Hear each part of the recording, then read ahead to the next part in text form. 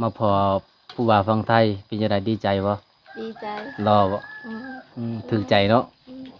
รับได้อยู่บ่ผู้เอาเฒ่ารับได้อยู่บ่ทำได้เนาะปิงกันเลย เอาตอนนี้ก็ซาเจอกับสิปอนให้ฟรีบ่กินบ่บ่ว่าอ้ายก็บ่กินผู้สาวปอนให้แค่นี้ว่าบ่กิน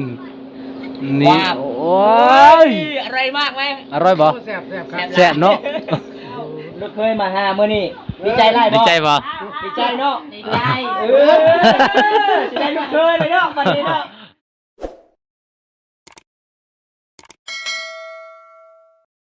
เอา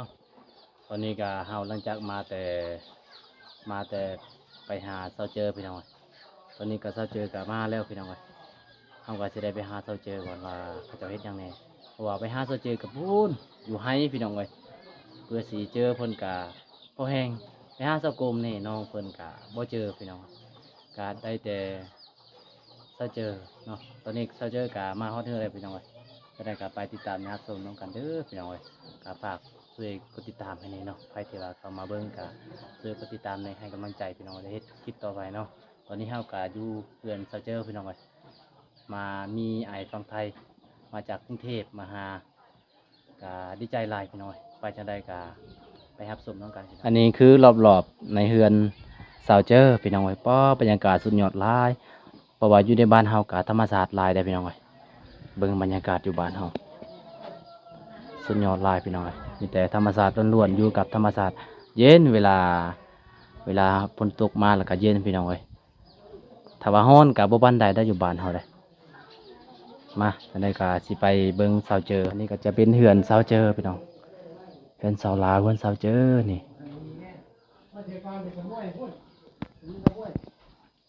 อ๋อสวัสดีครับ สวัสดี สวัสดีครับ สวัสดีบ่าวคุณตา สวัสดีครับ ว่าเป็นยังไงมื้อนี้ ไอมาจากกรุงเทพเด้อ อยากกรุงเทพบ่ แม่ ป้าเนาะ มานำกัน มานำกันเนาะสองคน สองคนไอ้น้องกัน พี่น้องเอ้ย เดินทางมาหลายกิโลเด้ เนาะ เพื่อไปหาสาวลาวที่นี่ก็บ่แม่นธรรมดา เส้นทางโคตรยากเลยพี่น้อง แม่นมื้อนี้คุบหน้าคุบตาบ่สาว แม่นยังบ่พออีกยังสองสาว ๆยังสองสาวเนาะ คือสาวแมวกับสาวก้มสาวหันไปแล้วสาวหันไปตัดไวายแล้ว แม่นพี่น้อง เอาปลาเราเอาปลาปัดปลา เออ ปลาใครเก่าๆอ่ะ เออ เจ้าสิเลือกผู้ใดบ่คุณตา อ่ะ ระหวังสี่สาวนี่เจ้าสิเอาผู้ใด โอ้ยเรียกผู้ใดใจกระเจ็บ บ่ อย่าบ่ชี้กับผู้ใดเงินบ่พอแพง อันนี้สิเอาผู้ใด แล้วกะเก่าผู้เพิ่นมักเฮาล่ะ เนาะ มักผู้เพิ่นมัก ตลกหลายพี่น้อง มักผู้เพิ่นบ่มักเฮามันก็จักสิบางเลย เนาะสวัสดีซะเทิง สวัสดี สรวจสวัสดี สาวเทิง สวัสดีปลานี่ผู้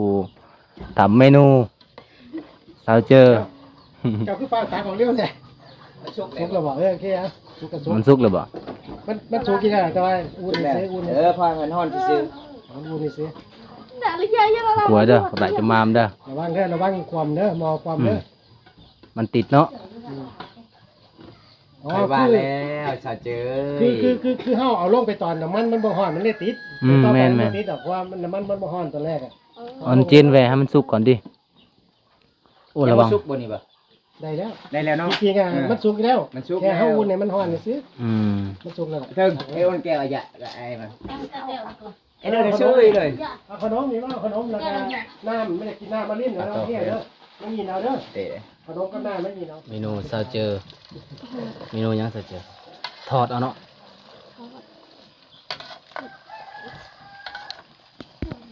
เป็นจะได้เมื่อยออกมาแต่ให้ เมื่อย เมื่อยเนาะมาพอผู้บ่าวฟังไทยเป็นจะได้ดีใจบ่ ดีใจ รอบ่ถึกใจเนาะ รับได้อยู่บ่ผู้เอาเฒ่า รับได้อยู่บ่ ทำได้ เนาะ เ นี่ อายุหลายอยู่เด้ อ่า อายุหลาย จ๊ดออยู่ไรเนาะอยู่ไรมา อายุหลายก็แข็งแรงอยู่ อืม อันเดียวจะเดียวกับพ่อนะเจอเนาะ แม่ พอเรียนใดเนาะ อ รถก็มีแล้วบ่ได้ย่าง บริยาบริย่าง ไป แล้ว ดองมื้อนั้นคือย่างเอานอนเจอเนาะแต่นี่ฮอดเมืองจุฬาแล้วเจอ แม่นซาเจอย่างเอาได้ ไปดองสาวอัน ยังเอาเลยแต่นี่ ยังรับได้ดีป่ะ นี่ทางผู้ จักเท่าไรกิโลได้ โอ้ขันยังเอาตอนแรกพุ่นหัดพุ่น คิดว่ารักกันบ่ 20บ่ 20 ป้ายพุ่นเลย โอ้ ยังเอาเลย ยางเลยเนาะยางก็จะ ยังแต่ยัง6 โมง สาวหอมตื่นแล้วบ่ เข้าไปแล้ว สาวหอม เออ ตื่นแล้วบ่ นำไปนำเลย ตะกี้นี้คือนอนอยู่ ให้น้ำต่อไปแล้ว เออ เมาเมื่อคืนนี้ว่าสาวหอมบ่ได้เมาอ่ะ ไปมันนั่นเบิ้งเห็นคลิปดี เจอเดี๋ยวไปเดินทางอีกรอบด้วยเดี๋ยวเขาสิขับรถน้ำก้นสิเบิ่งว่าเจ้ายางจังไหน เออ ไปจังหวัด ให้น้ำต่อก็พอเข้าไปนะ กราบ กระเป๋าเสื้อผ้าแล้วเนาะ ดูจังหวัดนี่ล่ะวิถีชีวิตของสาวชนบทพี่น้องเอ้ยเวลาแขกมายามเฮือนกายินดีต้อนรับได้พี่น้องเอ้ยกาใจดีดี คนก็งามน้องจะบ่มาเลยเนาะแม่นเพิ่นปบบ่กินนี่นะฮะโตะบ่ก่อนโตะตะเบิ่น ตะวันตกเจอละ มะแมวตะมันอ่อน เดี๋ยวไปปลา ไปหาหน่อไม้เนาะอะยะ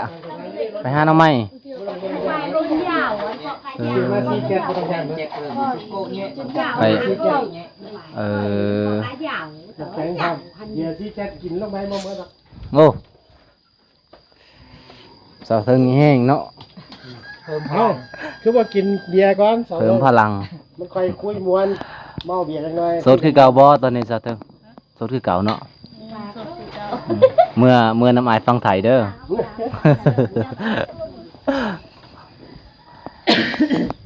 สรวจกับบ่ปากเพิ่นว่าค่อยบ่สบายแต่ว่าเอาปองหนึงเข้าไปแล้วพี่น้องเอ้ย เคยกินบ่สะหอมสะลวนบ่เคยกินบ่บ่เคยกิน ได้จุกี้เนี่ย มื้อนี้ก็สิได้กินเนาะสาวลาวอยู่เขตนี้มีแต่คนขยันได้พี่น้องเอ้ย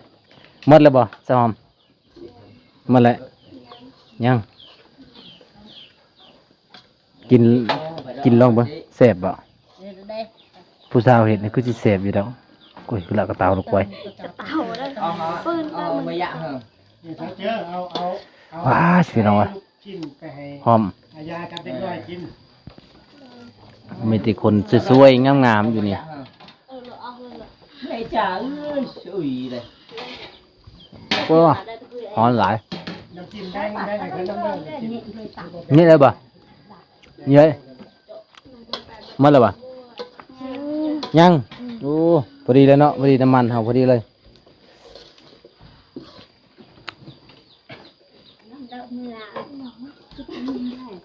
เอาละเออ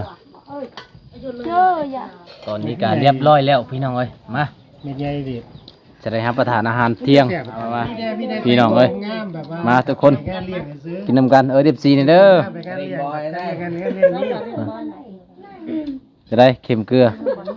เดี๋ยว พี่น้องเอ้ย แม่เจ้า จะบอก เดี๋ยวส่งเงินใหม่เดี๋ยวละ2 ล้านเพิ่น ใจไหมแล้วเก่งเนี่ย เอาเอามาไม่ไ นะอันนี้เขาให้นะ เดี๋ยวว่าผู้สาวได้ไหม แต่นั้นจะเป็นด ให้หนาไม่ได้สาวได้ก่อนนี่ได้ก่อน จะหอม สาวหอมอายุเท่าไหร่เนาะ ำเขาปีแบบ เท่าไหรก่อน โอ้ บูมอยู่เอง 8 ปีเนาะ อันนี้สาวเทิง 8 ปีเนาะ เทิง อายุเท่าไหร่ อ่ะ 18หรอ ก้อย ใช่ไหมมัน18 ปี20 ปี 3 ปีอีเมีย8 ปี คนนี้นี่ นี่ไงไหน สารวจ จานน่ะ จ้าเตอร์ นางก็ตะคำ 17 ปีโอ้17 ปีสาวเจอเท่าไหร่สาวเจอ หันหนาวนี่หันหนาวนี่อายุเท่าไหร่ก่อน มันเท่าไหร่เท่าไหร่ มาจะโดนเลย โอ้โห7 ปีเนาะ 17 ปี อืม จำบ่ได้เพิ่นเอามากินน้ำกันเด้อกินน้ำกัน น่าจะกินกระแซง ไอ้สดเจอ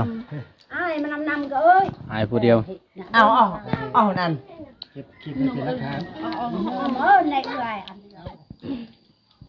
มึงกง ก็ เอา ใช่ ซะเลย เคยจ้า ได้เดี๋ยวซื้อเอาซะเอาฮะ อ๋อจ้าจ้าไปไหนก็นาน เอาเลยเอา เอาเลยป่ะ เอา ดีประมาณนั้น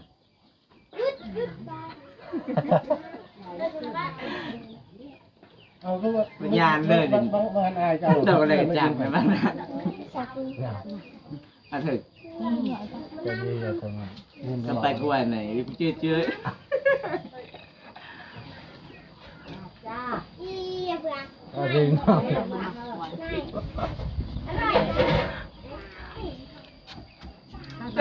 ไปยาวกันไหน นี่แหละนี่เลยนี่เลยอันไหนนี่นี่ สาวหอมบ่ ว่า เคยไป เมื่อ ใส่ บ้านของน้องนี่มีผู้สาวจักคนเคยเฮ็ดงานสาวเจอก็เคยเนาะสาวเทิงก็เคยบ่ เคยบ่สาวเธอ สาวเทิงไปเฮ็ดงานอยู่ไสพอได้ยิน เคย อยู่ไสเจ้า ไล่ไปไล่บ่อนเด้อสาวทองเนาะ นครหลวง อยู่เวียง อ๋อไปไกลแท้พี่น้อย อยู่ไสอีกบ่นี่อยู่ไสอีก บุรีคำไซก็ไป อัตตปื้อบ่อยู่ไสอัตตปื้อบ่ แม่นบ่ สาวเทิงคนสู้ชีวิตเลยพี่น้อย อัตตปื้อใครคำไรไก่เด้ แต่เก่าเนาะ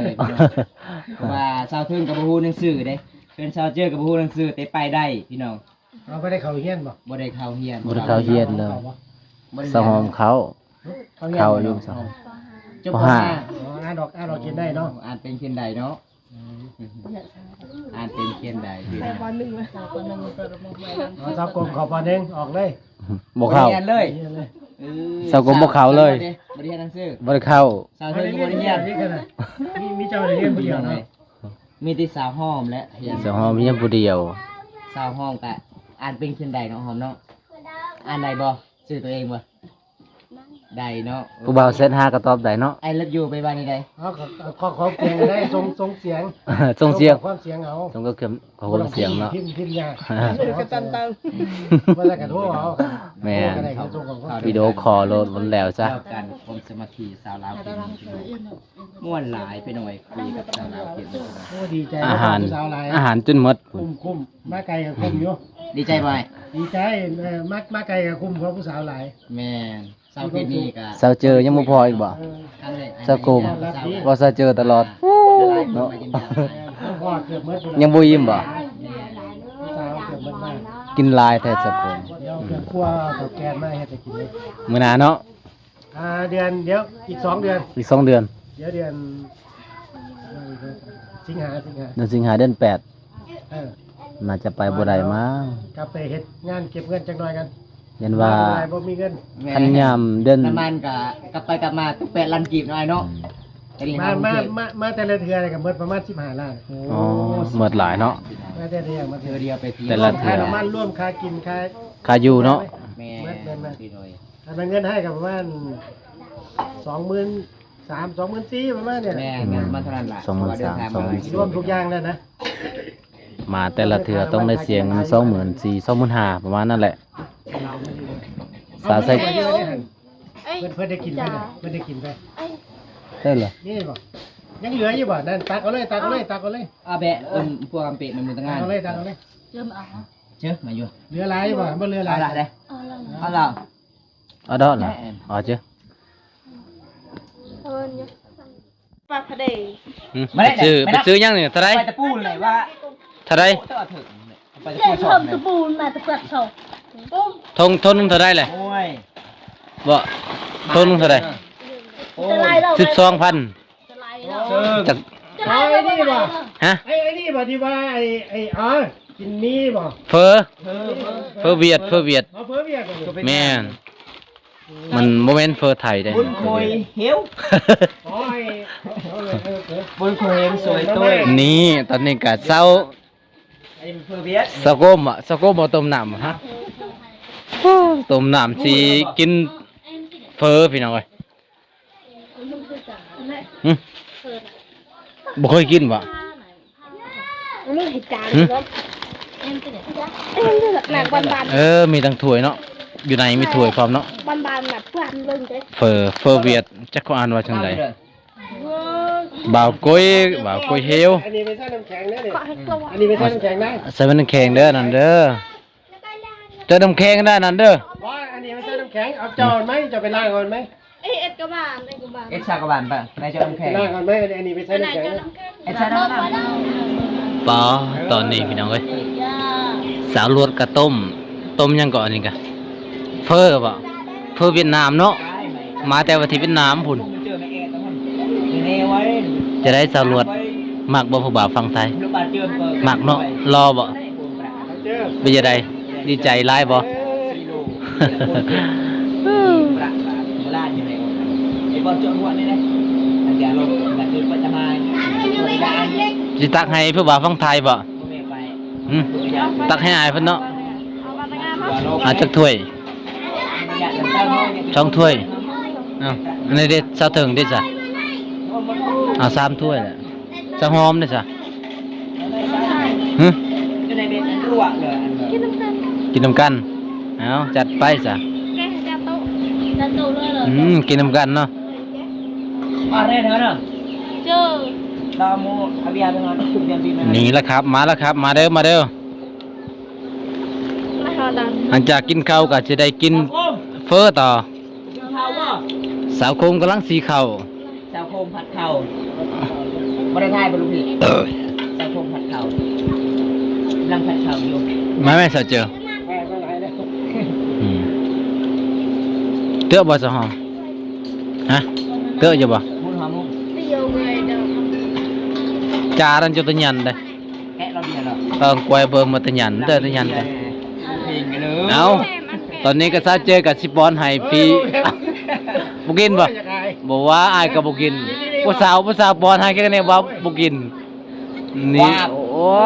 ย อะไรมากไหม อร่อยบ่ แซ่บครับ แซ่บเนาะ เป็นแบบเป็นประมาณที่แซ่บสุดในชีวิตเลย เนาะ มากินน้ำกัน จับแม่นนะ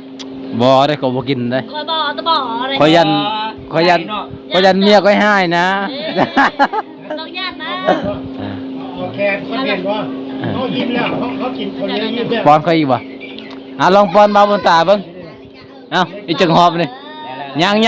บ่เห็นนะละอ๋อ เด็กวันครับถ้าผมจำอะไรพอดี เดี๋ยวยัง เอา1 2 3แล้วเลย เอ้า นับกันในสองห้อง ป้าตอนนี้ก็อายทาง พี่น้อง ฟังไทยพี่น้องกา